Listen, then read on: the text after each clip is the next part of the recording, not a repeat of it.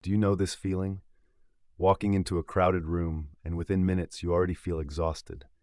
Someone replies to your message with just one word, and suddenly you spend the entire night wondering if you did something wrong. You hear someone talk about their pain, and your chest tightens as if the pain belongs to you. You notice things other people never seem to notice: a subtle look, a quiet sigh, a tiny shift in someone's voice. You can feel the energy of a room the moment you walk into it, and your entire life, people have made you feel like that was a problem. Stop overthinking. You're too sensitive. You need to toughen up. It's not that serious. You've heard those words so many times that maybe you started believing them. Maybe you tried to change yourself. You learned how to stay silent when you were hurting, how to smile while breaking inside, how to act cold, even though you felt everything so deeply. You tried to become normal, but deep down, you always felt different. Like everyone else was walking through life wearing thick gloves while you were touching the world with bare skin. Every emotion hits you harder. Noise drains you. Conflict exhausts you. And someone else's coldness can stay in your mind for days. Sometimes you even hate yourself for it. But listen to me carefully. What if there was never anything wrong with you at all? Neuroscience has discovered that some people are literally born with more sensitive nervous systems than others. They are called highly sensitive people. But I prefer another name: supersensors. While most people experience the world in standard definition, your brain processes life in 8K resolution. You are not weak. You are simply processing more information than other people. Imagine the human brain as a camera. Most people record life in standard quality, clear enough to function normally, fast, efficient, energy-saving. But your brain is different. It captures every detail, every sound, every expression, every emotion, every shift in the atmosphere. And that's why you become overwhelmed so easily. Not because you are weaker than everyone else, but because you are feeling more than they are. Scientists call this low latent inhibition, a reduced ability to filter information. In simple words, most people's brains are designed to ignore what seems unimportant: the sound of a fan, a flickering light, distant conversations. Their brains automatically tune those things out. But your brain doesn't. It absorbs almost everything at once. That's why crowded places exhaust you so quickly. But it's also why you notice beauty other people miss.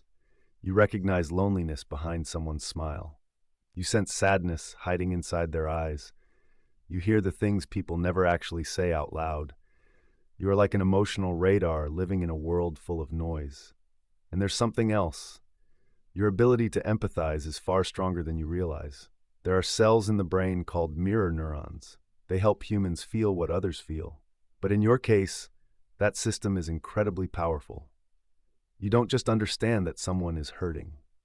You literally feel their pain inside your own body. That's why you absorb emotions like a sponge absorbs water. You walk into a tense environment, and minutes later, you feel heavy too, even though nobody said a word. You hear someone crying, and your eyes begin to fill with tears, even when the story has nothing to do with you. You feel everything too deeply, and the world often calls that being too sensitive. But think about this for a moment. What would happen if people like you disappeared completely?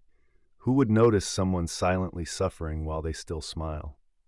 Who would sense that something is wrong before anyone says it? Who would still carry compassion in a world becoming colder every day? The truth is, the world needs people like you more than you think. Long ago, during human evolution, tribes didn't only need fearless warriors. They also needed deeply intuitive people. People who sensed danger before it arrived. People who noticed changes in the environment. People sensitive enough to hold communities together emotionally. If sensitivity were truly a weakness, natural selection would have erased it thousands of years ago, but it didn't, because it has value. The problem is that modern society was not built for sensitive souls. Everything is too fast, too loud, too competitive. The world praises emotional numbness as if it were strength. But numbness is not strength. It is emotional paralysis. And you can still feel. And that is rare. But I know. Living with a nervous system like this is not easy. You become tired faster than other people. Some days you just want to disappear from the world. Turn off your phone, hide inside a quiet room, talk to nobody, and then you feel guilty for needing that space. But listen carefully. You are not overreacting. Your nervous system is simply overloaded, like a computer running too many tabs at once. You need rest not because you are lazy, but because your brain processes an enormous amount of information every single day. And this is the most important thing you need to understand. You are not a dandelion. You are an orchid.